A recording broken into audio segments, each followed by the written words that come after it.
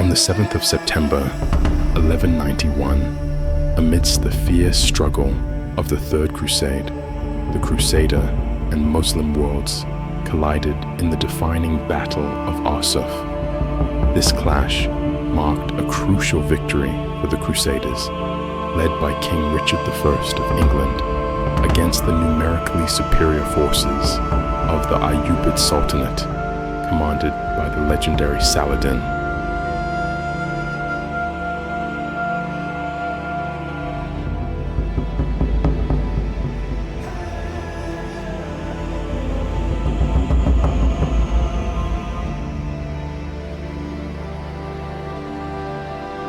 Following their successful conquest of Acre earlier that summer, Richard recognized the necessity of capturing the strategic port city of Jaffa, a key stepping stone on the road to Jerusalem. In August, he began marching his army south along the coast from Acre. Saladin, aware of Richard's ambitions, readied his troops to intercept him, determined to keep Jerusalem out of Crusader hands.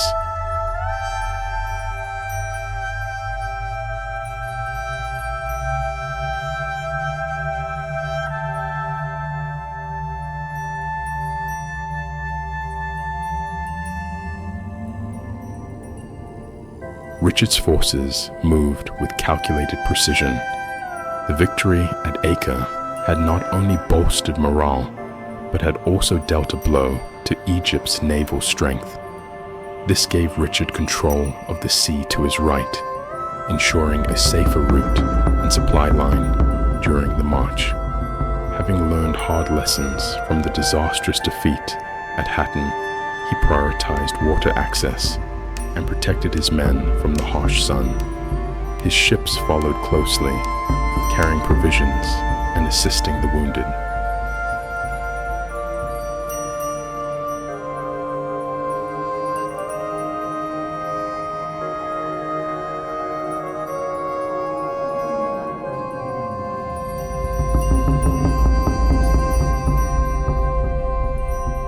To fend off attacks, Richard kept his men in a tight formation. 12 regiments of cavalry, each with 100 knights, formed the backbone, while infantry and crossbowmen guarded the inland flank. The supply convoy traveled on the seaside, protected by rotating groups of rested soldiers. Although Saladin's troops had greater mobility, relying heavily on cavalry, Richard's disciplined infantry slowed the pace, but maintained cohesion.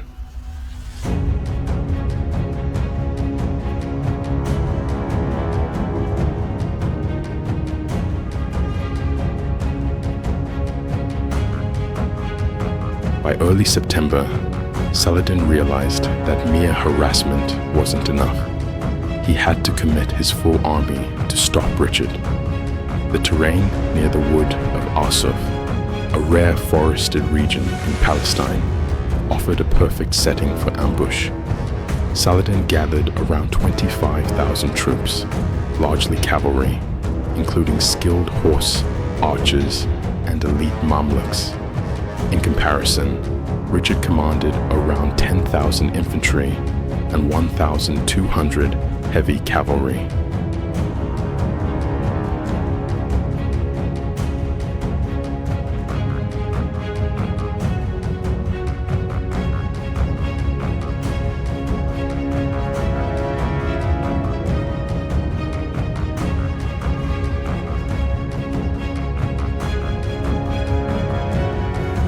On the morning of September 7th, Richard's army broke camp, only to discover Saladin's forces hidden in the forest nearby.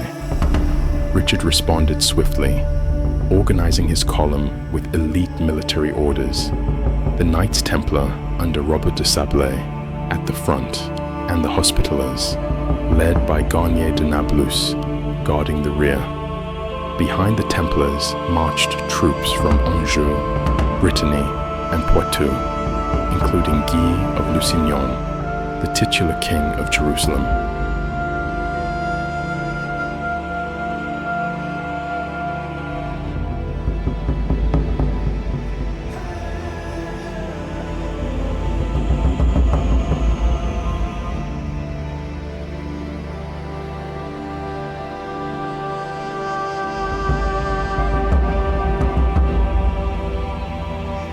Saladin arranged his army into 3 wings, left, right, and center, and commanded from the center himself, surrounded by his personal guard. His plan relied on relentless skirmishes.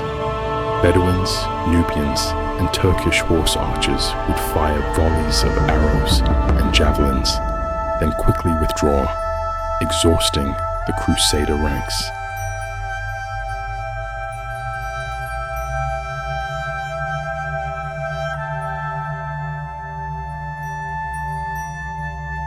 Though under near constant attack, Richard's army held firm. Crossbowmen returned fire when they could, while the rest endured and marched forward.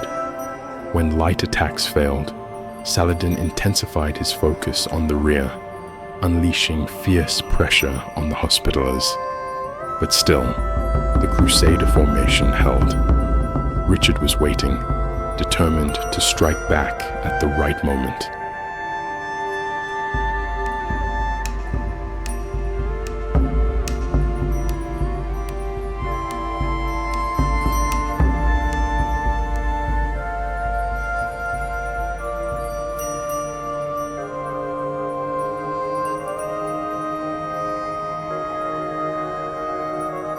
The situation grew dire.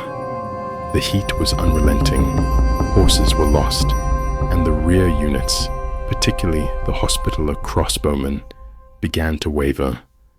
As enemy forces pressed in, the Hospitallers were forced to retreat while shooting, gradually losing cohesion.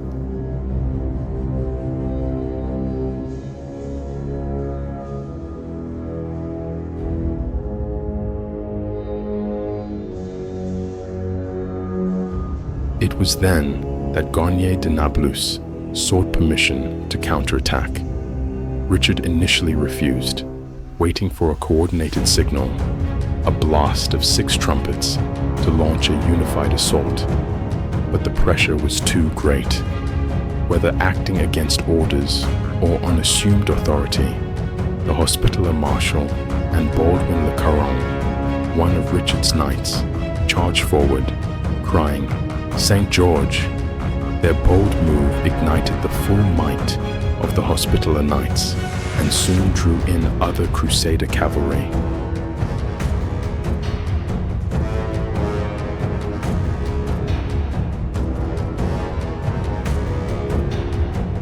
The situation demanded immediate action. Recognizing the potential collapse of his strategy, Richard ordered a full-scale assault to support the rogue charge.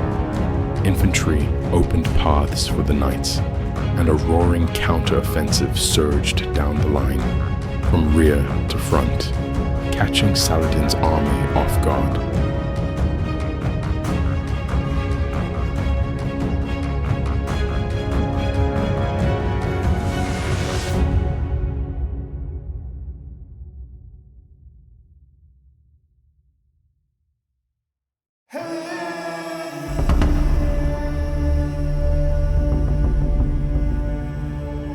Muslim chronicler Baha al-Din would later describe this sudden reversal as a brilliantly calculated move. Saladin's right wing, already entangled with the Hospitallers, couldn't escape. Many of his cavalry, having dismounted for archery, were overrun. The Crusader knights, furious and determined, tore through the Ayyubid ranks. The battlefield descended into chaos.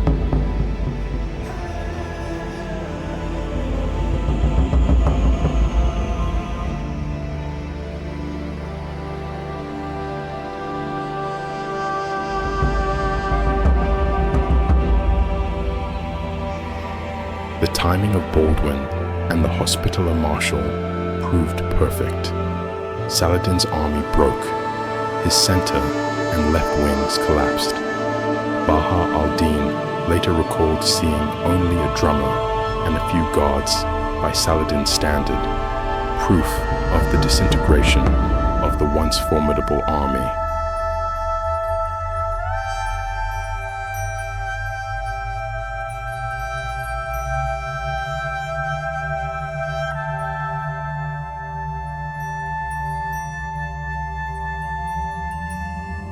Fearing a possible regrouping by Saladin's scattered cavalry, Richard paused his pursuit to reform his ranks, demonstrating once again his discipline and leadership. A final charge sent the remaining Ayyubid forces fleeing into the forests and hills, ending the battle.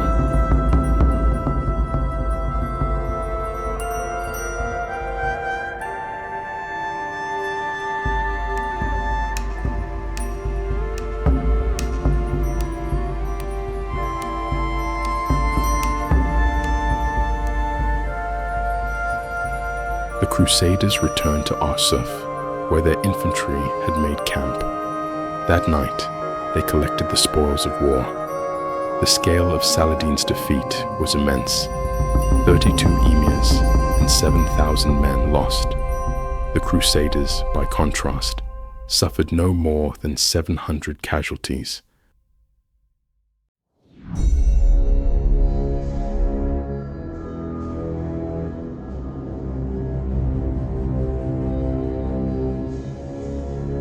Though it didn't result in the capture of Jerusalem, the Battle of Arsuf shattered Saladin's momentum. It boosted Crusader morale, secured Jaffa, and reshaped the strategic outlook in the Holy Land. The eventual Treaty of Jaffa allowed Christian pilgrims to visit Jerusalem, even though the city remained under Muslim control.